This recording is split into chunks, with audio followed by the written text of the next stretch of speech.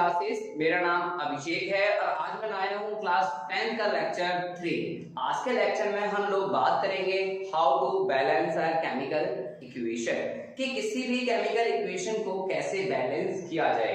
Previous classes में हम लोगों ने बात की थी हिट एंड ट्रायल मेथड, जो हमारी एनसीईआरटी बुक में दिया गया है। आज हम बात करेंगे बेटा एक ऐसे छोटे ट्रिकी मेथड्स की कि हम बड़ी से बड़ी केमिकल रिएक्शन को इजीली सॉल्व कर पाएं। तो आज का जो मेथड है बच्चों वो है अलजेब्रिक मेथड, यानी balancing of chemical equation by algebraic method. इस अलजेब्रिक मेथड को कैसे किया जाता है तो वो स्टेप्स हम लोग जान लेते हैं कि कौन कौन से स्टेप्स हमें फॉलो करने हैं during solving a chemical equation by algebraic method. तो बच्चों सबसे पहले स्टेप फर्स्ट की बात करते हैं कि write down the given chemical reaction in terms of chemical equation, यानी किसी भी केमिकल चेंज को, किसी भी केमिकल रिएक्शन को आप इक्वेशन की फॉर्म में लिखेंगे। मतलब आप किसी भी केमिकल चेंज को सिंबॉलिक फॉर्म में सबसे पहले लिखेंगे। इसके बाद हम बात करेंगे कि जब हम किसी केमिकल इक्वेशन को सिंबॉलिक फॉर्म में लिख लेते हैं तो उसके बाद हम क्या करते हैं कि assign a variable letter for coefficient to each substance. उस रिएक्शन में इन्वॉल्व होने वाले जितने भी एलिमेंट हैं या कंपाउंड हैं या जो भी सब्सटेंस हैं उनके आगे हम एक वेरिएबल कोएफिशिएंट को असाइन करेंगे, मतलब हम कुछ वेरिएबल चूज करेंगे। उसके बाद हम लोगों को बात करनी है now set up a series of simultaneously equation one for each element. इसके बाद हम लोग बात करेंगे हर एलिमेंट्स के लिए हम इक्वेशन बनाएंगे। हर एलिमेंट्स को हम रिएक्टेंट और प्रोडक्ट के साइड देखेंगे कि number of atoms in reactant side and number of atom of product side बराबर होने चाहिए। तो इसलिए हम लोग क्या करेंगे, उन चीजों को ध्यान में रखते हुए हम नंबर ऑफ एटम्स को इक्वेट करेंगे with the help of equation. And then जब हम इक्वेशन बना लेंगे तो हमारे पास बहुत सारे मल्टीपल सॉल्यूशंस होंगे इक्वेशन के। तो हमें ये बात पता है कि कोएफिशिएंट एक इंटीजर होता है, तो हम लोग चूज कर लेंगे कोई भी एक कोएफिशिएंट वेरिएबल को 1 के बराबर, कि जो भी वेरिएबल बार बार रिपीट हो रहा हो हम उसको 1 अज्यूम कर लेंगे। इसके बाद हम लोग क्या करेंगे, एक 1 variable and assign a value 1 to it, जैसे कि मैंने अभी आपको बताया, and solve this system of equation to get the numerical value for all the coefficient। जब हम 1 रखेंगे तो उसके बाद हमें जो भी वेरिएबल कोएफिशिएंट्स हमने चूज किए थे उनकी वैल्यूज आ जाएंगी और उन वैल्यूज को आप किसी भी केमिकल इक्वेशन में पुट करेंगे। जो भी अनबैलेंस केमिकल इक्वेशन है तो आप चेक करेंगे कि केमिकल इक्वेशन बैलेंस हो चुकी होगी, और जब केमिकल इक्वेशन बैलेंस हो जाए तो उनकी फिजिकल स्टेट्स को लिखना भी ना भूलें बच्चों। तो जैसा कि अभी मैंने आपको ब्रीफ में बताता हूं मैं दोबारा कि अलजेब्रिक मेथड बहुत ही सिंपल मेथड है। इस मेथड में हम लोग कुछ कोएफिशिएंट्स का यूज करते हैं, वेरिएबल कोएफिशिएंट्स का यूज करते हैं और उनसे न्यूमेरिकल वैल्यू निकालते हैं और उसे अनबैलेंस इक्वेशन में पुट कर देते हैं। तो देखते हैं ये मेथड कैसे वर्क करता है बच्चों। तो आप लोग इसका स्क्रीनशॉट ले लीजिए बच्चों।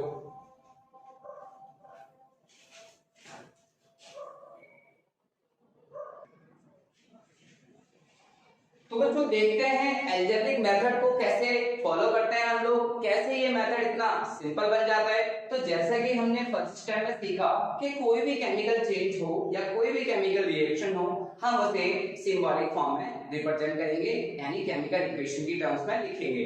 तो we take one example, formation of ammonia gas. Ammonia gas के बारे में आप सभी लोगों को पता है कि अमोनिया गैस का यूज फर्टिलाइजर बनाने में भी यूज किया जाता है, इसका यूज एक्सप्लोजिव में भी यूज किया जाता है। और जिस प्रोसेस के थ्रू अमोनिया गैस बनाई जाती है बच्चों तो उस प्रोसेस को हम लोग हेबर प्रोसेस भी कहते हैं बच्चों।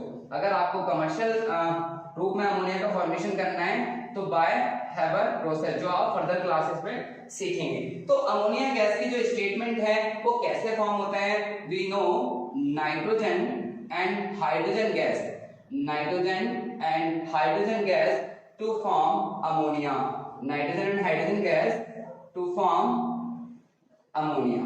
so this is a statement। अब इस केमिकल चेंज को, this is actual chemical change, इस एक्चुअल केमिकल चेंज को हम लोग केमिकल इक्वेशन की टर्म्स में लिखेंगे बच्चों। केमिकल इक्वेशन की टर्म्स में मतलब नाइट्रोजन, एक हम वर्ड इक्वेशन बनाते हैं, nitrogen react hydrogen gas in presence of catalyst.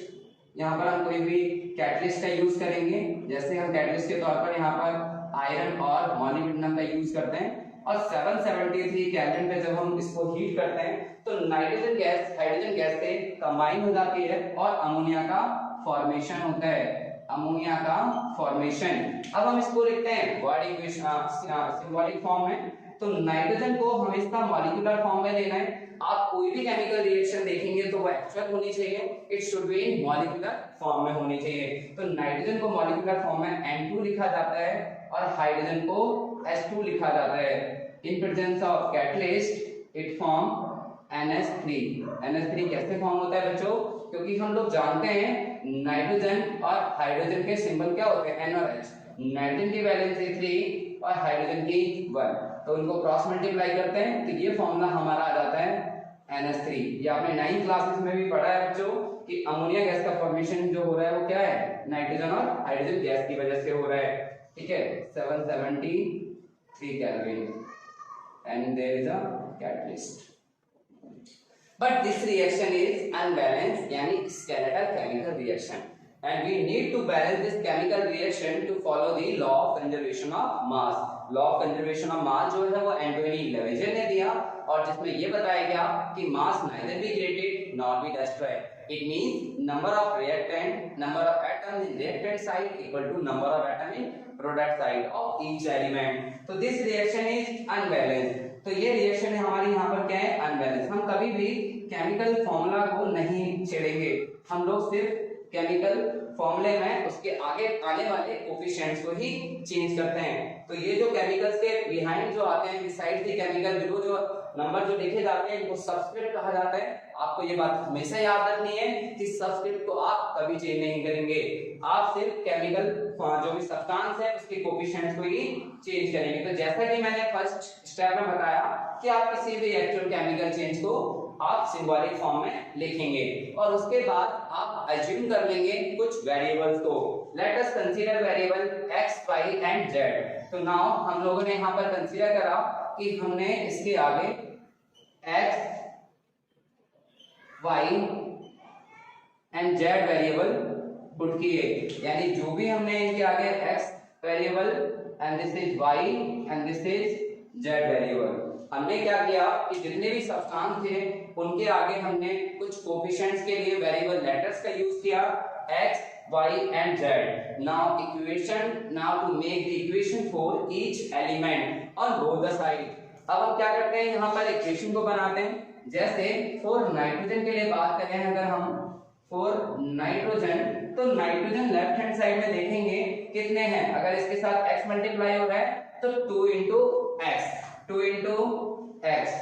अब लेफ्ट हैंड साइड में और भी नाइट्रोजन तो नहीं है, राइट में नाइट्रोजन कितने हैं, क्योंकि इसके साथ 1 अज्यूम कर लेते हैं तो 1 into z, यानी 2x इक्वल टू किसके बराबर हो जाएगा, हमारा z के। एंड हम बात करेंगे फॉर हाइड्रोजन एटम,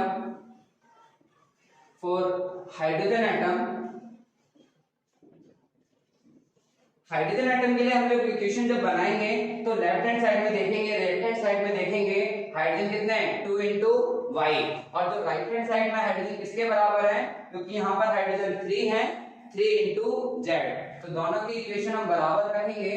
अब यहाँ पर हम लोग देखेंगे कि कौन सा वेरिएबल ज्यादा बार रिपीट हो रहा है, या फिर हम किसी भी वेरिएबल को 1 चूज कर लेंगे। तो let us assume the variable x equal to 1। To solve this equation, let us assume x equal to 1, क्योंकि कोफिशिएंट एक इंटीजर होता है तो हम लोग सबसे स्मॉलेस्ट इंटीजर की वैल्यू की बात करते हैं, क्योंकि किसी भी इक्वेशन को हम लोग फ्रैक्शन फॉर्म में नहीं लिखते। To get rid of from the fraction form we have to take integer value. तो x इक्वल टू जब हमने यहाँ पर 1 पुट करा तो हम लोगों ने देखा कि 1 पुट करते ही जो हमारा z है वो कितना आ जाता है, 2 आ जाता है। अगर हमें z की वैल्यू पता लगती है तो y की वैल्यू भी पता लग जाती है। Now put z and this is equation first and this is equation second. Now put z in equation second. तो सेकंड इक्वेशन में जैसे ही आप z की वैल्यू पुट करते हैं तो आप लोगों को y कोफिशिएंट भी मिल जाता है बच्चों। तो z की वैल्यू हम लोगों ने 2 पुट की तो y इक्वल टू आ गया 3 to 6 डिवाइड बाय 2, यानी y इक्वल टू आ गया आप लोगों के पास 3। तो अब हम लोगों को x की वैल्यू पता लग गई, y की वैल्यू पता लग गई और z की वैल्यू भी पता लग गई। तो यानी जब हमें तीनों कोफिशिएंट्स के बारे में पता लग गया तो हमने इन तीनों कोफिशिएंट्स को इस इक्वेशन में पुट कर दिया। तो नाउ इक्वेशन क्या होगी हमारी, जो इक्वेशन है वो x की वैल्यू हमारी कितनी है बच्चों 1x, that is called nitrogen, and hydrogen हमारे पास यानी y की वैल्यू हमारे पास 3 आई है and that is called for hydrogen 3 hydrogen, and z की वैल्यू जो हमारे पास आई एंड दैट इज कॉल्ड 2। तो here this equation is balance. 1 को लिखना जरूरी नहीं होता क्योंकि हम अज्यूम कर लेते हैं कि किसी के आगे अगर कुछ नहीं है तो उसका कोफिशिएंट 1 होता है। तो इस तरह से हमने इस रिएक्शन को बैलेंस कर दिया और लास्ट में हमने इनकी फिजिकल स्टेट्स को भी लिख दिया। नाइट्रोजन एंड हाइड्रोजन और अमोनिया गैस भी आपको हाइड्रोजन फॉर्म मतलब गैस की फॉर्म में मिल रही है, क्योंकि अमोनिया अल्कलाइन नेचर की होती है, क्योंकि ये एक बेसिक नेचर की गैस होती है, इसकी पंजेंट स्मेलिंग गैस होती है। अगर कभी आपने देखा हो नियर टॉयलेट्स या जहां पर हाउस होल्ड वेस्टेज बहुत ज्यादा होते हैं तो इस तरह की गैसेस रिलीज होती हैं, तो जो पंजेंट स्मेलिंग जो गैस होती है, जो बैड स्मेल आती है टॉयलेट्स के पास, वो बिकॉज ऑफ अमोनिया। क्यों? क्योंकि अमोनिया जो है वो यूरिया के डिकम्पोज होने की वजह से बना है। तो इस तरह से हमने किसी भी केमिकल इक्वेशन को बैलेंस करते हैं। और भी हम कुछ एग्जांपल देखते हैं, आप लोग ये नोट कर लीजिए।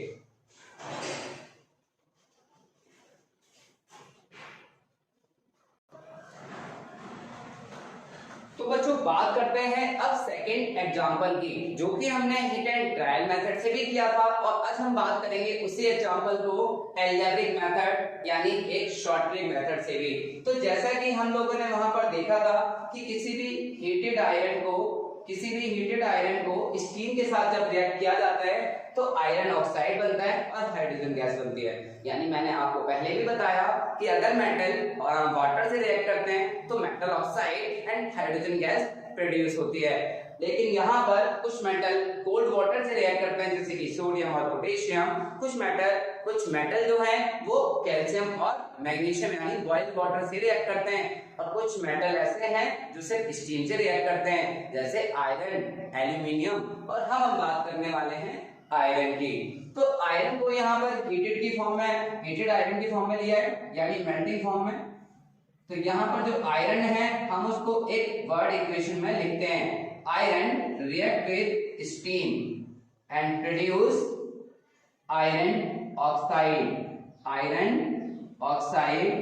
And hydrogen gas. तो इस तरह से हमने इस केमिकल चेंज को, इस केमिकल रिएक्शन को एक केमिकल इक्वेशन की टर्म्स में लिख लिया। अब केमिकल इक्वेशन को हमने सिंबॉलिक फॉर्म में लिखा, तो आयरन का सिंबल मैंने पहले भी बताया है, Fe होता है, स्टीम वाटर यानी in gaseous form, iron in solid form, and it make iron oxide Fe3O4 and hydrogen gas, and this reaction is unbalanced. अगर आप दोनों तरफ के एलिमेंट्स को कंपेयर करके देखते हैं तो आप इधर देखते हैं कि इधर 3 आयरन है, इधर 1 आयरन है, इधर 2 हाइड्रोजन है जो कि बैलेंस है, बट जब हम इसको बैलेंस करेंगे तो ये भी आगे चल के अनबैलेंस होगा, तो इससे भी हमें बैलेंस करना पड़ेगा। Here oxygen is 1 and oxygen is 4। तो जैसा कि अलजेब्रिक मेथड में मैंने आपको बताया कि कोई भी अनबैलेंस इक्वेशन होगी आप उसके आगे कोफिशिएंट्स को पुट कर देंगे, कोई भी वेरिएबल कोफिशिएंट्स। अब जैसे ये रिएक्शन है हमारी, इस रिएक्शन में हम लोग क्या करेंगे, इन सभी सब्सटेंसेस के आगे हम लोग कोफिशिएंट पुट कर देंगे, वेरिएबल कोफिशिएंट, जो कि आप कुछ भी ले सकते हैं, ABCD ले लीजिए या XYZ की फॉर्म में भी ले लीजिए। तो यहाँ पर हमने वेरिएबल कोफिशिएंट जो कि small letter A, B, C and D ये हमने ले लिए, और अब हम हर एलिमेंट के लिए इक्वेशन को असाइन करने वाले हैं बच्चों। यहाँ पर हम देखेंगे फॉर आयरन के लिए यहाँ पर 1 आयरन है और यहाँ पर 3 आयरन है। Now equation for Fe atom, तो जब हम Fe एटम के लिए इक्वेशन बनाएंगे तो हम लोग देखेंगे यहाँ पर 1 है तो 1 into A यानी हमारे पास लेफ्ट हैंड साइड में A, और राइट हैंड साइड में हमारे पास 3 into C, क्योंकि इसका 50 into इस कोफिशिएंट से हो जाएगी, तो जिससे ये पता लगेगा कि राइट साइड में जो आयरन है वो 3 है।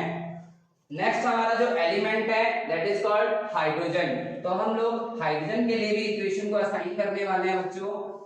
For hydrogen atom, for hydrogen atom.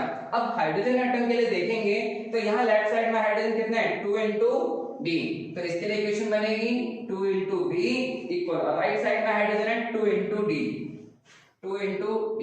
And next हम जो बात करने वाले हैं वो ऑक्सीजन के लिए बात करने वाले हैं, फॉर ऑक्सीजन एटम। तो यहाँ पर ऑक्सीजन एटम की बात जब हम करेंगे तो इधर देखेंगे हमारे पास ऑक्सीजन है 1 into B, यानी B इक्वल टू, और इधर ऑक्सीजन है 4 into C, इस 4 की C से इंटू हो जाएगी, तो B इक्वल टू 4C। तो देयर आर 3 इक्वेशन, ठीक है। यहाँ पर अब हम एक चीज चेक करेंगे कि हम A की वैल्यू 1 रखें या C की वैल्यू रखें। आप दोनों में से किसी की वैल्यू भी 1 एज्यूम कर सकते हैं, बट आप कोशिश करना कि 1 उसकी वैल्यू एज्यूम करना कि जो बार बार रिपीट हो रहा हो। तो यहाँ पर हम देख रहे हैं कि C हमारा 2 बार रिपीट हो रहा है, तो हम लोग C की वैल्यू 1 एज्यूम कर लेंगे, तो कंफ्यूजन नहीं होना, ठीक है। तो लेट अस एज्यूम जो बार बार आए, जो रिपीट करे, let us assume to solve this equation C equal to 1। हमने यहाँ पर C की वैल्यू 1 एज्यूम कर ली, तो A हमारा कितना हो जाएगा, अगर हम C की वैल्यू एज्यूम कर लेंगे तो A हमारा जो हो जाएगा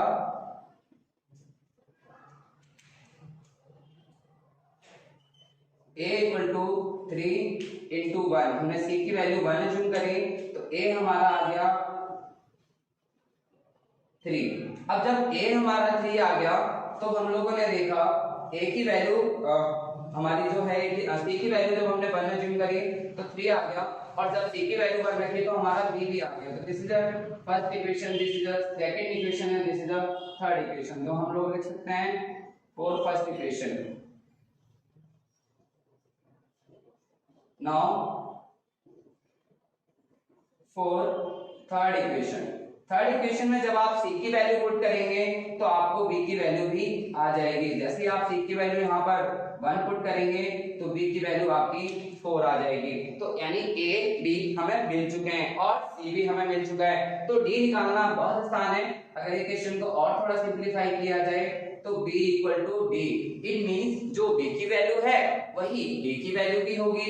तो सेकंड इक्वेशन को अगर हम देखें, नाउ फॉर सेकेंड इक्वेशन, तो B इक्वल टू हमारा D है, या D इक्वल टू B, और B की वैल्यू हमारी है 4, B की वैल्यू है हमारी 4, तो D की वैल्यू भी हमारे पास 4 आ चुकी है। तो इस तरह से हमें सभी कोफिशिएंट्स की वैल्यू मिल चुकी है। तो इन सभी कोफिशिएंट्स को इस इक्वेशन में हम लोग पुट करने वाले हैं बच्चों। तो जैसे ही इस इक्वेशन में हम लोग पुट करेंगे तो हम लोग देखेंगे कि जो Fe है plus H2O produce Fe3O4 and hydrogen. तो यहाँ पर A कितना है बच्चों, A हमारा 3 आया, तो इसकी कोफिशिएंट की वैल्यू हम 3 रख देंगे। B की वैल्यू हमारी 4 है और C की वैल्यू हमारी 1 है। यहाँ पर हम लोग 1 एज्यूम कर रहे हैं क्योंकि हमने C को 1 एज्यूम करा था, और D की वैल्यू हमारी कितनी आई 4। तो 1 को लिखना इतना नेसेसरी नहीं है, तो आप जरूरी नहीं है कि 1 को लिखें। तो इस तरह से हमारी ये रिएक्शन जो है वो बैलेंस हो गई। और हिट एंड ट्रायल मेथड से भी हमने देखा कि 3Fe plus 4H2O produce Fe3O4 and hydrogen gas. So this reaction is balanced. It is called balanced chemical reaction.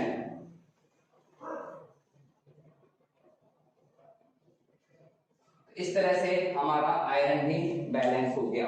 तो this is called algebraic method, या कई टीचर्स इसको एबीसीडी मेथड भी बोलते हैं, but actual name is algebraic method, कि आप कुछ मैथमेटिकल टूल्स का भी यूज करके इन इक्वेशन को बैलेंस कर सकते हैं बच्चों।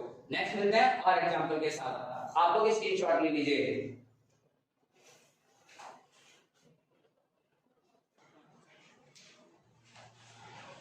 तो बच्चों बात करते हैं थर्ड एग्जांपल की।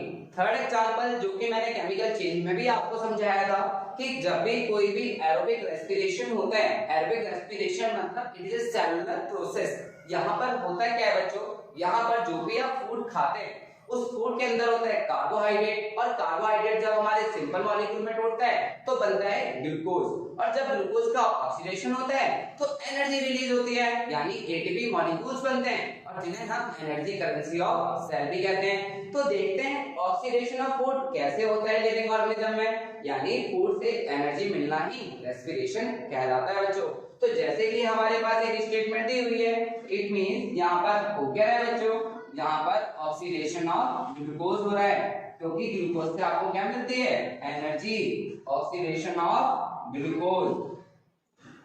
तो ग्लूकोज का फॉर्मूला आप सभी लोगों को पता है, glucose react with oxygen, glucose react with oxygen in mitochondria, it produce carbon dioxide, water and energy and ATP molecules. These are the energy currency of cell. तो यहाँ पर इस इक्वेशन को हम लोग सिंबॉलिक फॉर्म में लिखते हैं, इस केमिकल चेंज को। तो यहाँ पर ग्लूकोज का जो फॉर्मूला आप सभी लोगों को पता है पहले से, C6H12O6। तो ग्लूकोज का यहाँ पर ब्रेक डाउन होता है, यानी ऑक्सीडेशन होता है और O2 की प्रेजेंस में, और ये बनाता है हमारा CO2 एंड वाटर। तो these are the substance produced during this reaction। अब यहाँ पर भी हमारे पास देखा जाए तो कार्बन हमारे लेफ्ट साइड में 6 एटम्स हैं और राइट साइड में 1 एटम्स हैं। तो this is unbalanced reaction.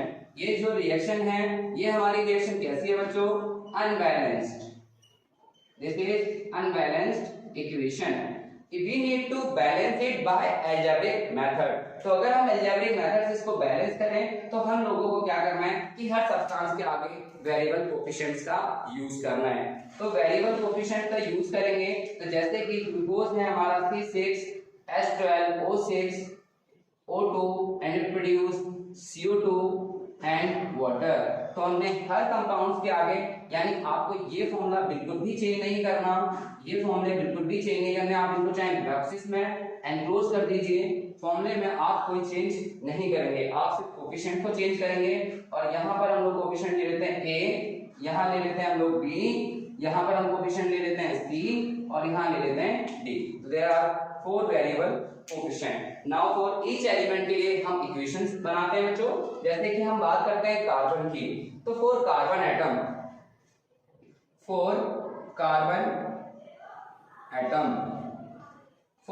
Atom equation देखते हैं कि लेफ्ट हैंड साइड में कितने कार्बन है। तो जैसे कि यहाँ पर सबस्क्रिप्ट C है, तो it means 6 carbon atom and it is multiplied with the coefficient A, तो इट मींस 6A। अब राइट साइड में देखते हैं कितने कार्बन है।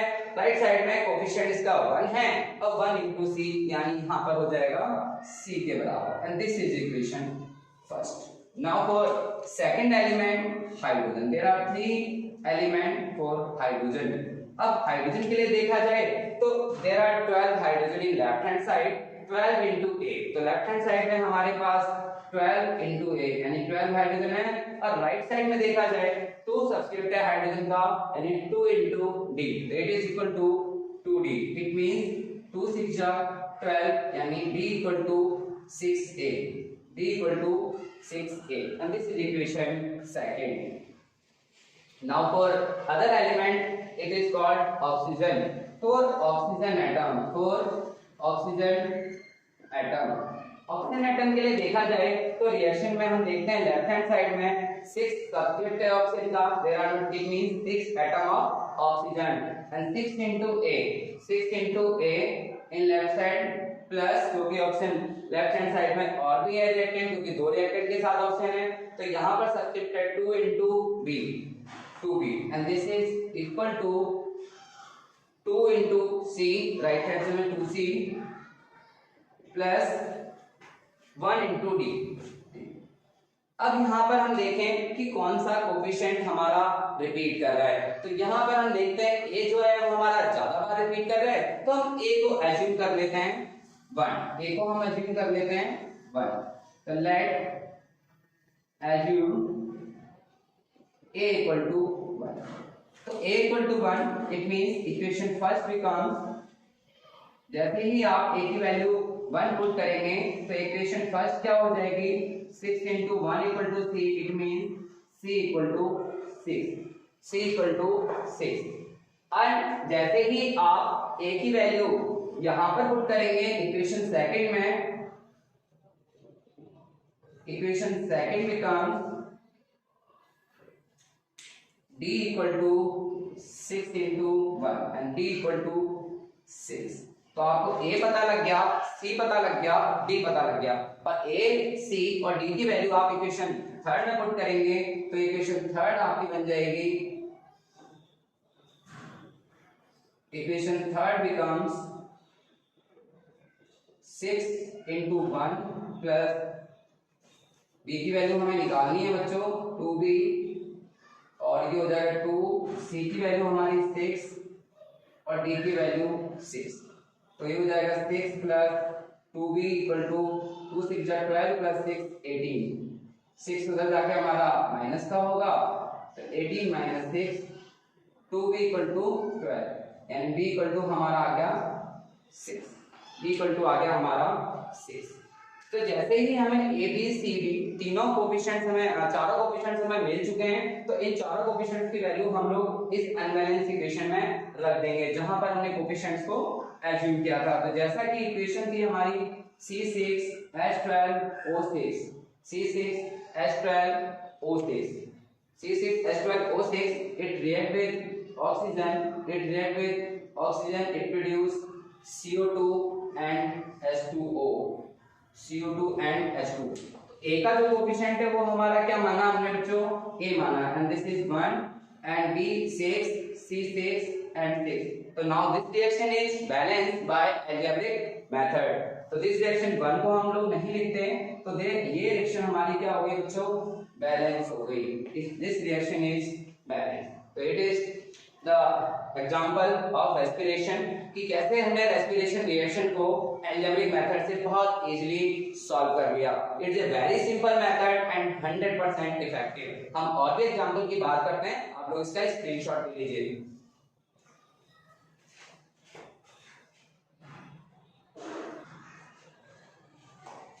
तो बच्चों बात करते हैं फोर्थ केमिकल चेंज की, कि जैसे कि हमने पहले भी 3 एग्जांपल पढ़े और अब हम बात करने वाले फोर्थ एग्जांपल पर, जैसे कि फोटोसिंथेसिस प्रोसेस। फोटोसिंथेसिस प्रोसेस से आप सभी लोग फैमिलियर हैं। जितने भी नॉन ग्रीन प्लांट्स होते हैं वो बाय फोटोसिंथेसिस प्रोसेस के थ्रू ही अपना खाना बनाते हैं बच्चों। फोटोसिंथेसिस प्रोसेस हम लोग छठी क्लास से पढ़ते हुए आ रहे हैं कि जितने भी नॉन ग्रीन जो ग्रीन प्लांट्स हैं वो CO2, water, in presence of sunlight and chlorophyll, they make food and release oxygen। तो इस तरह से हमने फोटोसिंथेसिस प्रोसेस को लिखते हैं हम लोग। फोटोसिंथेसिस प्रोसेस में आप लोगों को पता है कि carbon dioxide is a raw material for photosynthesis process. Carbon dioxide react water and produce glucose and plant store the food in the form of starch। तो जो प्लांट्स हैं वो स्टार्च की फॉर्म में स्टोर कर लेते हैं। Starch is a complex carbohydrate and release oxygen gas, and oxygen gas is a by product of photosynthesis process. तो कार्बन डाइऑक्साइड की मॉलिक्यूल हमें पता है CO2, वाटर हमारा H2O और ग्लूकोज का फॉर्मूला हम लोगों को पता है C6H12O6 and oxygen। And this reaction is unbalanced like respiration reaction। respiration and photosynthesis process are reverse, एक दूसरे के अपोजिट है। तो यहाँ पर भी हम लोग क्या करेंगे, हम लोग इस अनबैलेंस केमिकल इक्वेशन में इनके आगे कोफिशिएंट्स को एज्यूम कर लेंगे, और जैसे ही हम लोग इनके आगे कोफिशिएंट किसी भी फॉर्म में ले सकते हैं तो हम लोग लेंगे यहाँ पर ABCD की फॉर्म में। तो यहाँ पर हमें केमिकल फॉर्मूले को तो चेंज नहीं करना, हमने इसके आगे A कोफिशिएंट एज्यूम कर लिया, इसके आगे B, इसके आगे C और इसके आगे D। C हमने स्मॉल लेटर के रूप में लिया है बच्चों। हमें सिर्फ केमिकल फॉर्मूले को तो नहीं चेंज करना, हमें सिर्फ सब्सक्रिप्ट को ही चेंज करना है। यानी ये आप लोग बिल्कुल ध्यान रखेंगे कि इनको हमने बॉक्सेस पर बंद कर दिया है, सिर्फ हमें coefficient. Now equating the coefficient of each element. तो 4 सबसे पहले हम लेंगे कार्बन एटम के लिए। तो कार्बन एटम के लिए जब आप इक्वेशन बनाएंगे तो हियर 1 इज कार्बन, तो 1 into A A and here 6 carbon, 6 into C, and this is equation first. Now for hydrogen atom, there is 2 into B. Left side में हमारे हाइड्रोजन कितने हैं 2 into B, और राइट साइड में hydrogen कितने हैं 12 into C, 12 into C. तो यहाँ पर ये इक्वेशन आ जाती है हमारी B equal to 6C, and this is second equation. Now we take oxygen atom. For oxygen atom left side में है 2 into A plus 1 into B, 2 into A plus 1 into B, and right side में option है 6 into C. 6 जो subscript है वो C से multiply हो जाएगा, और ऑप्शन है 2 into D. तो इस तरह से ये हमारी थर्ड इक्वेशन. अब जैसा कि मैंने पहले भी आपको बताया है कि जो भी कोफिशिएंट बार बार रिपीट करे आप उसको 1 अज्यूम कर लीजिए. तो हियर A हमारा जो है वो कई बार रिपीट हो रहा है, तो हमने A की जगह क्या करा बच्चों 1 अज्यूम कर दिया, या फिर हम C की जगह भी अज्यूम कर सकते हैं. अगर आप A की जगह 1 अज्यूम करेंगे तो ये रिएक्शन फ्रैक्शन की फॉर्म में होगी, और जैसे ही ये फ्रैक्शन की फॉर्म में होगी फिर आप इसके पूरे इक्वेशन को मल्टीप्लाई भी करना पड़ेगा. तो आप यहाँ पर C भी अज्यूम कर सकते हैं क्योंकि C भी कई बार रिपीट हो रहा है. पुट या लेट अस अज्यूम, आप लोग ऐसे भी करके देखना तो फ्रैक्शन फॉर्म में आएगी, तो आप लोग उसे मल्टीप्लाई कर लेना. तो let us assume C equal to 1. तो आपने C की जगह 1 अज्यूम करा, तो equation first becomes A equal to 6 into 1. It means A equal to 6. Equation second becomes, आपने C की जगह 1 अज्यूम करा है तो 6 into 1 it means B equal to 6. And equation third becomes, आपको A, B और C तीनों की वैल्यू पता लगी तो आप D को भी निकाल सकते हैं. 2 into 1, B की वैल्यू 6, A की वैल्यू भी आपकी 6 है बच्चों 6, और इधर हमारा C की वैल्यू हमने 1 अज्यूम की थी 2 into D. तो 2 6 12 प्लस 6 प्लस 2 into D. तो 12 प्लस 6 बच्चों हमारा 18 हो गया, और ये 6 इधर आके माइनस का 2 into D. तो ये हो गया हमारा, इस इक्वेशन को हमने थोड़ा इस तरह से लिख देते हैं आगे. तो ये हो गया हमारा 12 equal to 2D, and this is D equal to 6. तो यहाँ पर हमें सभी कोफिशिएंट्स की वैल्यू पता लग चुकी है. अब हम क्या कर सकते हैं, यहाँ पर A, B, C, D इन सभी कोफिशिएंट्स की वैल्यू पुट कर सकते हैं. तो ये जो इक्वेशन है इस तरह से हम इसको बैलेंस कर सकते हैं, या तो यही लिख दीजिए. तो ये इक्वेशन हमारी बन जाएगी CO2 H2O C6 H12O6 and oxygen. तो here 6 CO2 6 H2O and 1 C की वैल्यू हमारी 1 है, तो नहीं लिखेंगे हम लोग क्योंकि वो पहले से हम लोग अज्यूम कर लेते हैं, दैट इज 1. तो इस तरह से हमने ये केमिकल रिएक्शन को बैलेंस कर दिया है. बट कुछ फिजिकल कंडीशंस होती हैं जिनको लिखना नहीं भूलना चाहिए, जैसे कि जो फोटोसिंथेसिस रिएक्शन है वो in presence of sunlight and chlorophyll, ये हमेशा एरो के ऊपर या बिलो लिखा जाता है. तो इस तरह से ये रिएक्शन हमारी बैलेंस हो जाती है, और यहाँ हम लिखेंगे sunlight and chlorophyll, sunlight and chlorophyll. तो इस तरह से ये रिएक्शन हमारी बैलेंस हो गई. हम और भी कुछ एग्जांपल्स लेते हैं, आप लोग इसको स्क्रीनशॉट भी लीजिए.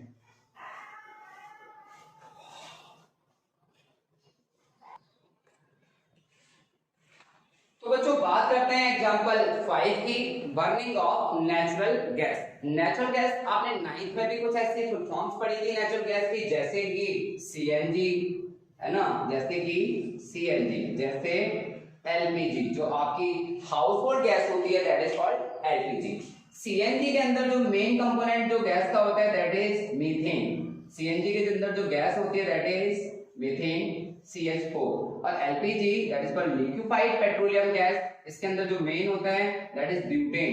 तो methane and butane these are hydrocarbon, these are hydrocarbon. तो इसके अंदर हम लोग ब्यूटेन ले लेते हैं या ब्यूटीन. तो दो तरह की गैसेस हैं, butane and that is ton. तो butane is the main gas in LPG. और भी गैसेस तो होती हैं, तो मीथेन और ब्यूटेन, आप इसमें से कोई सी भी गैस को हम बैलेंस कर लेते हैं। तो फॉर एग्जांपल हम लोग मीथेन को ही ले लेते हैं, बर्निंग ऑफ मीथेन गैस, इसको बायोगैस भी कहा जाता है। तो मीथेन गैस जो है वो हमारी ऑक्सीजन के साथ बर्न हो रही है। Methane gas Burns with oxygen and it produce CO2 यानी carbon dioxide. It produce carbon dioxide and water vapour. तो मीथेन गैस का जो फॉर्मूला होता है, it is CH4। It react with oxygen, it produce CO2 and water, and we should balance here 4 hydrogen, here 2 hydrogen. This is an unbalanced equation and we need to balance them and we put the coefficient A, B, C, D. तो हमने देखा कि यहाँ पर हमने कुछ coefficients को put किया और उन कोफिशिएंट से हम लोग A, B, C और D की वैल्यू निकालेंगे बच्चों। तो जैसे कि हमने इसके आगे A पुट किया, इसके आगे B पुट किया, इसके आगे C और इसके आगे D। So this is also called ABCD method। तो यहाँ पर हम लोगों ने क्या करा, कंपेयर किए कोफिशिएंट। यहाँ पर हम देखते हैं equation, now comparing for carbon atom. For carbon atom, here one carbon and one into A, and that is A. Here one carbon, one into C, it is equal to C. Now for comparing for hydrogen atom, here 4 into A, and I write 2 into D.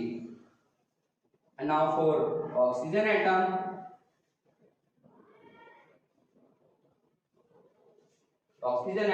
there 2 into B and here 2 into C plus 1 into D यानी D। तो let us assume A और C, यहाँ पर हम देख रहे हैं कि C हमारा भी रिपीट हो रहा है, B भी रिपीट हो रहा है। आप A और C में से किसी की वैल्यू को भी 1 एज्यूम कर सकते हैं बच्चों। तो जैसे कि हम लोगों ने यहाँ पर A की वैल्यू एज्यूम कर लो, let us, इसको हम इक्वेशन फर्स्ट का नाम देंगे, इसको equation second and this is equation third. Late us assume A equal to 1। तो equation first becomes A equal to 1। तो A equal to 1 आ गया। A equal to 1 जैसे हमने पुट करा, A equal to C और C की value हमारी मतलब C इक्वल टू A हो सकता है और A की वैल्यू हमारी कितनी आ गई 1। A पता लग गया, C पता लग गया। तो अब हम लोग A की वैल्यू अगर इक्वेशन सेकंड में पुट करेंगे तो इक्वेशन सेकंड बिकम्स क्या हो जाएगी 4 into A equal to 2D। तो D इक्वल टू आ जाएगा हमारा 4/2, it is 2। And now equation third becomes for oxygen 2। B की वैल्यू हमारी अभी जस्ट आई है, B की वैल्यू तो हमें निकालनी है। C और D की वैल्यू हमें पता लग चुकी है। तो 2 into B equal to C की वैल्यू हमने 1 हमारी सॉल्व आउट होकर आई है 2 into 1 और D की वैल्यू हमारी 2 है। तो B हमारा जो आ गया बच्चों 2B इक्वल टू 4 और B इक्वल टू आ गया हमारा 2। B इक्वल टू आ गया हमारा 2। तो this reaction we got A B C D। तो यहाँ पर हमने A के जब कोफिशिएंट्स रखे इस इक्वेशन में CH4 plus O2 CO2 and H2। तो here A हमने 1 एज्यूम करा, इसके आगे हमने 1 लिखा। B की वैल्यू हमारी कितनी आई 2 O2। C की वैल्यू हमारी 1 थी 1 और D की वैल्यू हमारी 2 यानी 2H2। तो इस तरह से हमने देखा मीथेन गैस का कंबशन, कि मीथेन गैस को हमने जैसे ही ऑक्सीजन से रिएक्ट कराया तो उसमें CO2 and water, and this is called balanced equation. This is called balanced chemical equation. This is called balanced equation. आप एलपीजी C4H10 को इसी मेथड से बैलेंस कीजिए, ये रिएक्शन भी बैलेंस हो जाएगी बच्चों। इसके बाद हम बात करते हैं एक और एग्जांपल की, lead nitrate, heating of lead nitrate. आप लोग स्क्रीनशॉट ले लीजिए।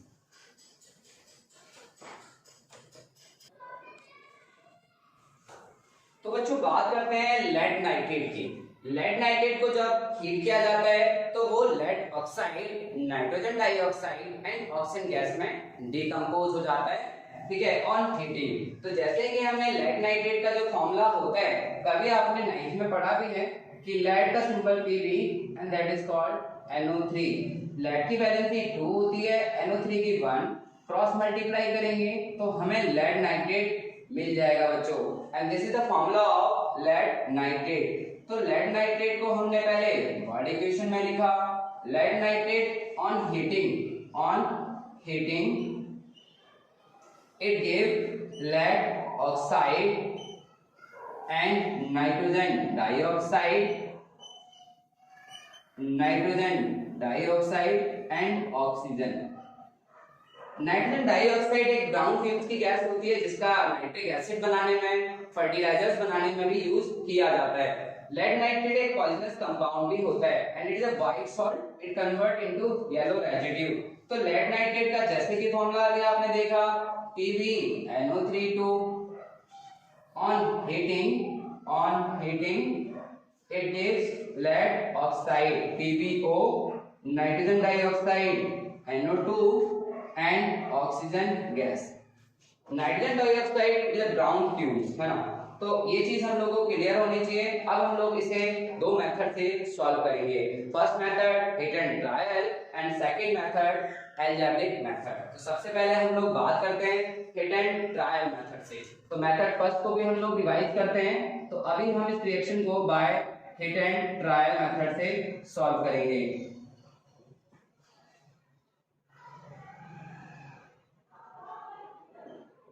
Hit and trial,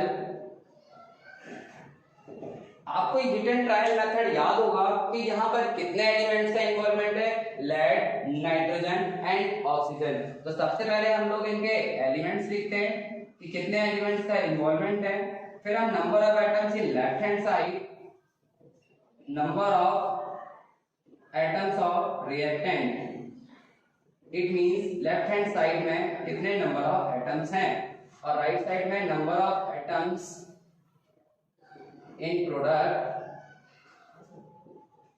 right hand side. तो यहां पर हम लोगों ने देखा कि there are 3 elements involve in this reaction, lead, nitrogen and oxygen, lead, nitrogen and oxygen. तो हियर 1 इज लेड इज 1, तो यहां पर लेड की वैल्यू कितनी है, 1। राइट साइड में लेड की वैल्यू भी 1 है। अब हम बात करते हैं नाइट्रोजन की। तो ये जो पैरेंथेसिस में लिखा हुआ है, जो ब्रैकेट में लिखा हुआ है, इसका मतलब क्या होता है कि 2 नाइट्रोजन और 2 3 6 यानी 6 ऑक्सीजन है। इसका पीपी से कोई रिलेशन नहीं है, तो 2 into n यानी हमारे पास नाइट्रोजन इधर 2 है और राइट साइड में नाइट्रोजन हमारे पास 1 है। इसके बाद हम बात करते हैं ऑक्सीजन की। 2 3 6 ऑक्सीजन है हमारे पास इधर और राइट साइड में हमारे पास 1 ऑक्सीजन यहाँ पर है, 2 ऑक्सीजन यहाँ पर है और 2 ऑक्सीजन इधर। तो हम इसको लिख लेंगे 1 + 2 + 2, तो here is 5 oxygen, here 5 oxygen. तो हम सबसे पहले बात करते हैं बैलेंसिंग की। तो जैसे ही हम बैलेंसिंग की बात करेंगे तो हम लोग देखते हैं नाइट्रोजन को बैलेंस करते हैं, जो कि बहुत आसानी से बैलेंस हो जाएगा। तो नाइट्रोजन को जब हम बैलेंस करेंगे तो हमने देखा कि यहाँ पर जो ऑक्सीजन है, देखो अगर नाइट्रोजन को बैलेंस कीजिए या ऑक्सीजन को बैलेंस कीजिए, किसी को भी हम लोग बैलेंस कर सकते हैं, तो फिर हमें क्रॉस मल्टीप्लाई भी करना पड़ेगा। तो नाइट्रोजन को जब हम बैलेंस करेंगे तो यहाँ पर हमें 2 से मल्टीप्लाई करना पड़ेगा। तो जैसे ही हम 2 से इधर मल्टीप्लाई करेंगे तो इसका मतलब ये 2 ऑक्सीजन के साथ भी मल्टीप्लाई हो जाएगा। तो ये रिएक्शन फिर भी अनबैलेंस ही रही, नाइट्रोजन तो बैलेंस हो गया बट ऑक्सीजन अभी भी बैलेंस नहीं हुआ है। तो हम लोग क्या करते हैं, ऑक्सीजन से बैलेंस करते हैं। ऑक्सीजन इधर कितने हैं हमारे पास 6 और इधर कितने हैं हमारे पास 5। ये 5 6 कब हो सकते हैं कि जब हम यहाँ पर 2 से मल्टीप्लाई करते हैं, यानी जब हम राइट साइड में 1 को 2 से मल्टीप्लाई करते हैं तो ये हमारा 6 हो सकता है। तो जैसे ही हमने राइट हैंड साइड में इधर 2 से मल्टीप्लाई किया, जैसे हमने यहाँ पर 2 से मल्टीप्लाई करा तो लेड को भी हमें 2 से मल्टीप्लाई करना पड़ेगा क्योंकि वो दोनों के साथ है। क्योंकि जैसे ही हमने ऑप्शन को मल्टीप्लाई करा तो लेड इज ऑटोमेटिकली मल्टीप्लाई हो जाएगा। Here 2 is lead. Now oxygen is balance. Now oxygen is balance and lead. इसके बाद हम बात करते हैं लेड को बैलेंस करते हैं। जैसे ही लेड इधर 2 है और इधर 1 है तो हमने 2 से मल्टीप्लाई कर दिया। तो जैसे ही हमने यहाँ पर 2 से मल्टीप्लाई करा तो लेड से भी मल्टीप्लिकेशन होगा, नाइट्रोजन के साथ भी होगा, ऑक्सीजन के साथ भी होगा, यानी ये तीनों ही 2 से मल्टीप्लाई हो जाएंगे। तो now equation become 2 4 and 12। 2 4 and 12। तो ये तो क्लियर हो गया। अब इसके बाद हम लोग बात करते हैं ऑक्सीजन। अब ऑक्सीजन इधर हमारे 12 है और इधर हमारे 6 हैं और नाइट्रोजन इधर हमारे 4 है। मतलब कितने नाइट्रोजन है हमारे इधर? 2 4 और राइट साइड में नाइट्रोजन कितने हैं? 1। तो नाइट्रोजन को बैलेंस जब हम करेंगे तो यहाँ 4 से मल्टीप्लाई करना पड़ेगा। तो जैसे ही 4 से मल्टीप्लाई करना पड़ेगा इट मींस हमें इस इक्वेशन में भी 4 से मल्टीप्लाई करना पड़ेगा। तो जैसे ही, क्योंकि 4 यहाँ पर है उस वाले ऑप्शन के साथ है, तो यहाँ हमें 4 से मल्टीप्लाई करना पड़ेगा। तो 2 और 8 और 2 कितना हो गया? 12। तो यानी इस तरह से ऑक्सीजन भी बैलेंस हो गया, नाइट्रोजन भी बैलेंस हो गया एंड लेड भी बैलेंस हो गया। तो ये रिएक्शन हमारी बैलेंस हो जाती है बच्चों। तो इस रिएक्शन को हम लोग बैलेंसिंग की फॉर्म में लिख लेते हैं इधर कि किस तरह से हमने इस रिएक्शन को बैलेंस किया है। 2 PbNO3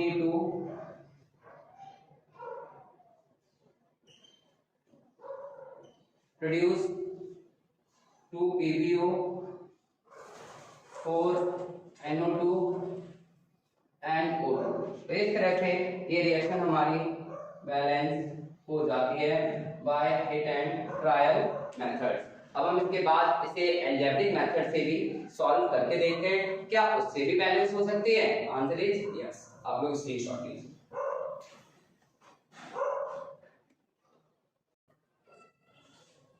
तो बच्चों बात करते हैं हम इसे एल्जेब्रिक मेथड से भी बैलेंस करते हैं। तो जैसे कि lead nitrate upon heating decompose to lead oxide, nitrogen dioxide and oxygen gas. तो लेड नाइट्रेट को हमने हीट किया, बॉडी इक्वेशन में लिखा lead oxide, nitrogen dioxide and oxygen.